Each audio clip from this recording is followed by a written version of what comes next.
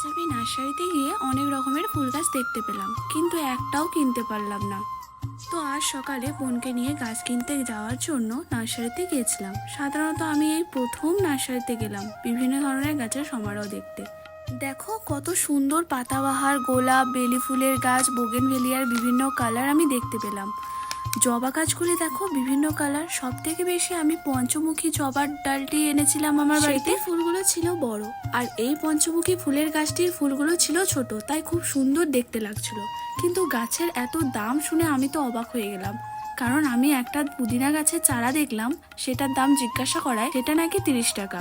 আর একটি নয়নতারা গাছের দাম জিজ্ঞাসা করায় সেটার দামও নাকি 30 টাকা। যেগুলো আমি রাস্তার ধার থেকে তুলে এনে আমার বাড়িতে বসেছিলাম, যে নটামণি ফুলের গাছগুলো, সেগুলোও নাকি 30 টাকা।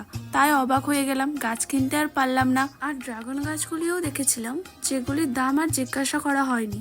তবে নার্সারিতে ঘুরে দেখে এলাম, মনটা খারাপ হলেও সেখানে ফুলগুলি দেখে মন খারাপ দূর হয়ে গেল। শেষমেশ এই নটামণি ফুলের গাছগুলি দেখে গাছ না নিয়েই বাড়ি চলে এলাম। আজকের মতো টাটা, দেখা হবে নেক্সট ভিডিওতে।